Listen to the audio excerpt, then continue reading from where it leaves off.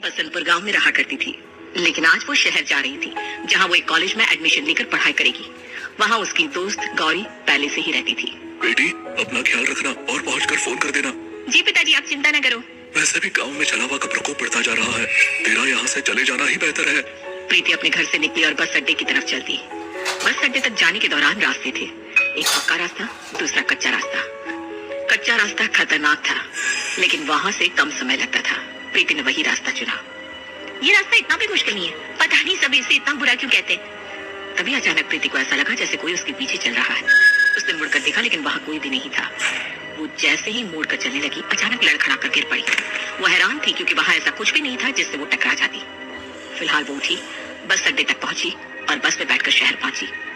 अरे प्रीति, तू आ गई, आजा आजा, मैं तुझे अपनी बिल्डिंग में लेकर चलती हूँ।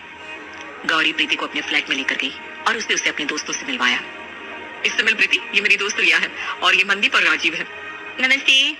हाय प्रीति, ये लड़के भी तेरे साथ रहता है गौरी?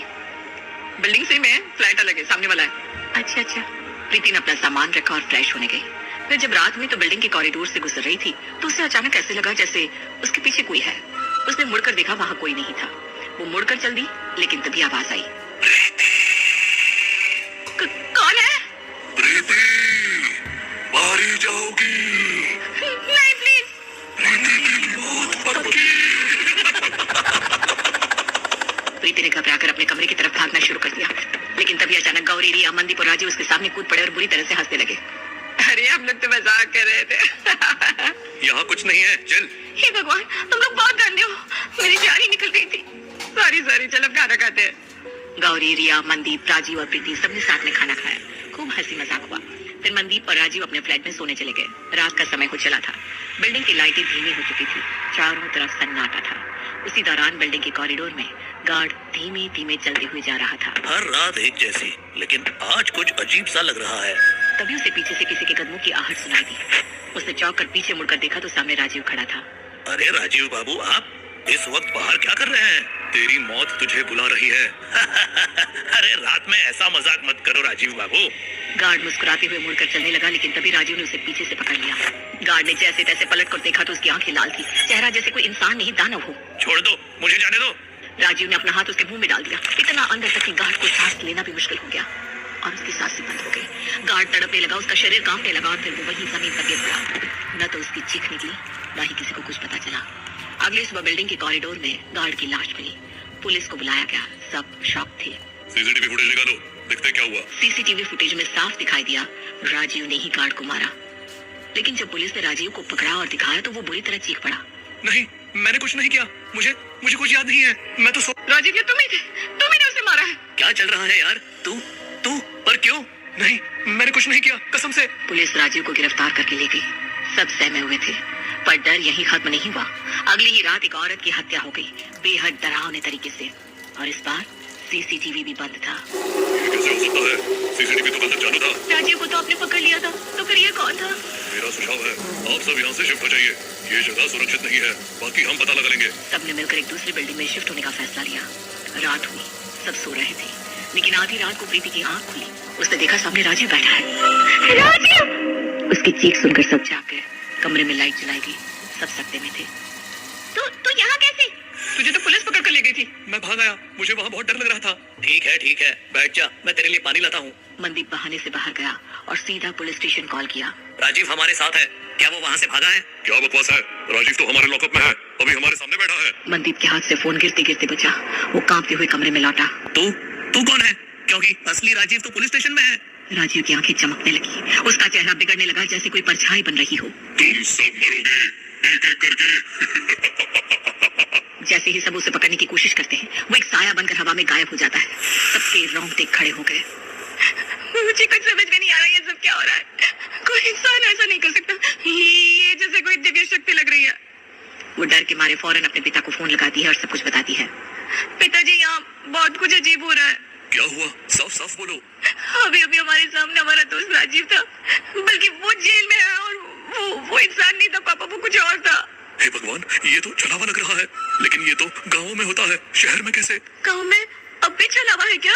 नहीं, जब से तू शहर गई है तब से तो उसका कोई नामो निशान नहीं है। तो कहीं वो मेरे साथ तो नहीं आ गया? क्या? ऐसा कैसे हो सकता है? रुको, किसी कच्चे रास्ते से तो बस अड्डे नहीं गई थी ना? हाँ, क्योंकि वो छोटा रास्ता है। तुमने क्या कर दिया प्रीति? उसी रास्ते से तो वो तेरे पीछे लग गया होगा। अब वो शहर में तेरे साथ पहुंच गया है। हे भगवान, बहुत संभल कर रहना बेटी, मैं कल आ रहा हूँ तुझे लेने। फोन करते ही पूरे कमरे में सन्नाटा छा गया। अब क्या करें?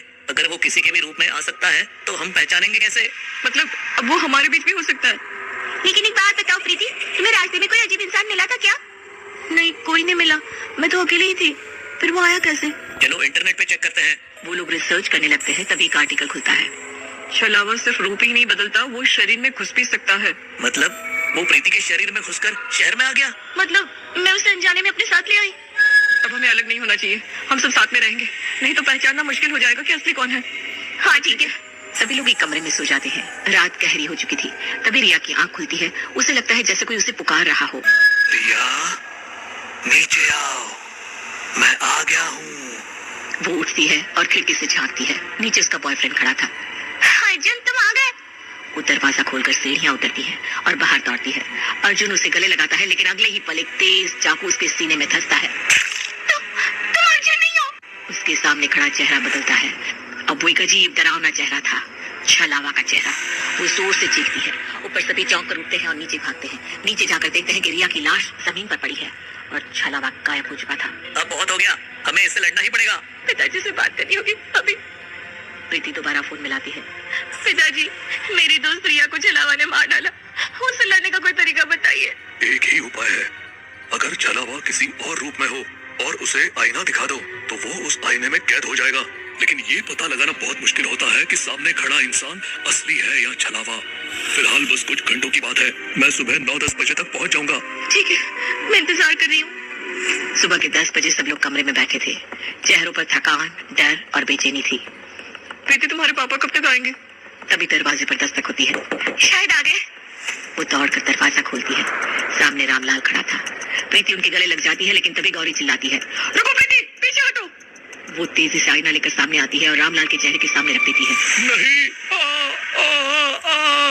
रामलाल के शरीर से काला धुआं निकलने लगता है। वो धुआं एक साया बनता है और जोर की आवाज के साथ आईने में समा जाता है। ये तुम्हें कैसे पता चला कि अंकल में छलावा है? अंकल सीधे फ्लैट कैसे पहुंचे? उन्हें तो हमारा एड्रेस भी नहीं पता। अरे हाँ, ये तो मैंने सोचा ही नहीं। छलावा ही नहीं यहाँ लेकर आया। थोड़ी देर बाद रामलाल अपने होश में आ जाता है। नहीं।